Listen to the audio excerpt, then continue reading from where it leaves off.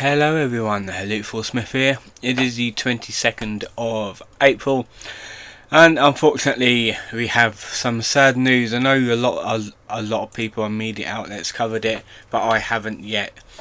Pope Francis has passed away. The Vatican says he passed away yesterday in the early hours. He was 88 years old. I'm going to read some of it. This goes on for a while. It's basically telling about the Pope's history. Pope Francis has died at the age of 88. The Vatican has announced. The Pontiff, who was the Bishop of Rome and head of the Catholic Church, died peacefully, according to hospital sources. His cause of death was a stroke and heart failure, the Vatican says. Now, some sources say it was pneumonia, because he did have breathing difficulties, like he did have a breathing tube put in. So this one is, well, we already know it was a stroke, because that was like the main thing, but he was not in good health, like, for the past like year or so, because he was always in and out of hospital. So unfortunately we kind of knew it was gonna come, and it is very sad that it happened on Easter Monday, one of the holy days. The Vatican shared the Pope's final testament, in which outlined his final request to be buried in the ground without particular ornamentation, but with the inscription Franciscus. Francis said he wished to be buried in Rome's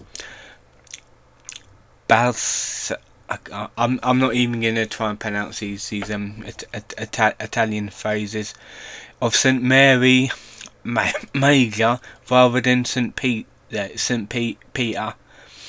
in the Vatican, where many previous pontiffs has been laid to rest.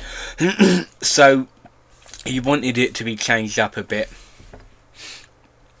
An anonymous benefactor will pay the cost of the funeral, according to the Vatican.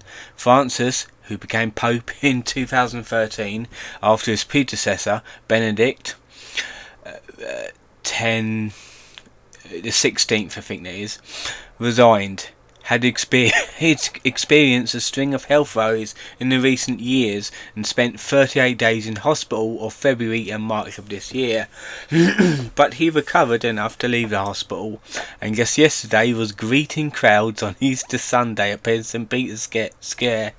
See, he knew he was ill, but he knew that he had a job to do, that he knew that his mission was to address the people at Easter. You know, God bless him for that. He was a trooper. King Charles said he was deeply saddened by the death of the Pope Francis, while Sir Keir Starmer, I bloody hope not, Keir Starmer praised his tireless efforts to promote the world that is fairer for all. His funeral is expected to be held within next week. Now, it has been confirmed that yes, it is this week. It is going to be on Saturday, I believe, 26th. The Pope's death was announced by Kevin Farrell in a statement released by the Vatican. He said, "Dearest brothers and sisters, with deep sorrow I must announce the death of our Holy Father Francis." At 7:35 a.m. this morning, the Bishop of Rome, Francis, returned to the house of the Father. His entire life was dedicated to the service of the Lord and His Church. He taught us to live the values of the Gospel with fidelity, courage, and universal love, especially in favour of the poorest and most marginalised. With immense gratitude, for his example as a true disciple of the Lord Jesus, we commend the soul of the Pope Francis to the infinite merciful love of the one and true in God. The process of choosing a new pope, conclave, generally takes place between 15 and 20 days after the death of the pontiff. Now that's different to like choosing a new king, because if a king or queen dies, then the next in line for throne is basically automatically selected. I think that's what happened when the Queen died, because it was basically her son, or one of her sons, or King Charles. He was in line for the throne anyway, so it was like straight away. Recent hospital visits. In recent years, he has been marked by several hospital visits and concerns about his health. On the 14th of February, the Pope was admitted to hospital for bronchitis treatment. That's why he was wearing the breathing tube.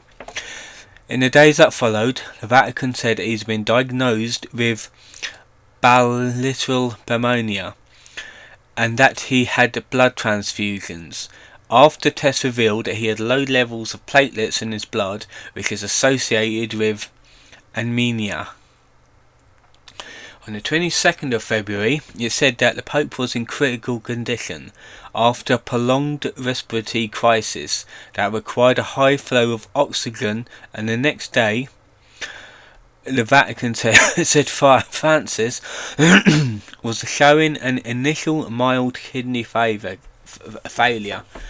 Jesus Christ. That's the thing, because that was his body like saying to him, I'm tired, I need to shut down. It's fucking rough, you know. The following days, thousands of faithful gathered in St. Peter's Square to pray for his recovery, as others went to Rome Hospital, where he was staying, to leave flowers and cards. He remained in hospital for the rest of the month, with doctors saying that his condition remained complex. On March the 6th, his voice was heard for the first time since being admitted to hospital in an audio message, in which he thanked the well wishers before adding, I am with you from here. On Sunday, he greeted crowds at the Easter Sunday service, a day after meeting with US Vice President J.D. Vance. His 38-day hospital stay ended on the 23rd of March, where he made his first public appearance in 5 weeks on a balcony at that place. Seriously, if I can't pronounce it, I'm not going to say it. Where he smiled and gave a thumbs up to the crowds he gathered outside. He returned to the Vatican, making a surprise stop at his favourite, Balenciaga, I think that's how you say it, on the way home, before beginning 2 months of prescribed rest and recovery. Doctors said Francis would have access to supplemental oxygen and 24-hour medical care as needed, adding that whilst the pneumonia infection has been successfully treated, the pontiff would continue to take oral medication for quite some time to treat his fungal infection in his lungs. Fungus in your lungs, no. And continue his respiratory and physiotherapy. People's Pope. This is going into the history of his life right now. Pope's health in recent years. Well, we kind of knew like really recently, but yeah, he has been in and out of hospital a few times in the recent years. It's mainly like breathing difficulties and like organ failure problems like this one. Like it's saying, like when he was a young man, he had part of one lung removed, and that was when he was young. Like, it's harsh, it really is. So I was saying that he had struggling with bronchitis and the flu. He had an operation to remove part of his colon. In June 2023, admitted to hospital for an operation on his intestine. In 2022, hinted that he might step down as his health deteriorated after he was pictured using a wheelchair due to mobility issues caused by a flare-up of sciatica, a nerve condition that causes leg pain. Some people in my family had suffered from sciatica recently as well. That's not good. It's like sciatica. It's basically like like it said here, a nerve condition, like trapped nerves, that sort of thing, and you can't walk on it. It's terrible.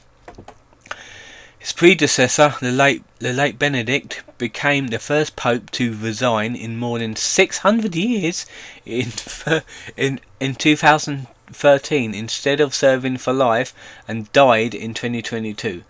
Now that's not to say that he lived for 600 years. That's like the first time a pope has resigned in more than 600 years. The pope's original name was George Mario, and he was previously served as a bishop in like I said, I'm not gonna pronounce it if I can't read it properly. An estimated 1.4 billion Catholics across the world will mourn Francis's passing.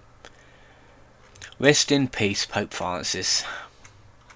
Nice, like people always saying like nice things about him. He's like always kind to his followers. Really nice, and he always sounded nice and caring as well. So rest in peace. Like I said, his funeral is going to be held on Saturday, coming 26th, I think it is.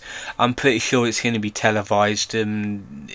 Funerals of the people like the Pope will be televised, unless he said do not put this on the television. But we'll have to see. I mean, I know he's going to be all over the news about it, just like this has been here. So yeah, I'm going to leave it here for now. Tomorrow I'll be having a weekly, not weekly recap, a Encyclopedia Dramatica reading, and I hope you enjoyed this little reading here, and I'll see you guys next time.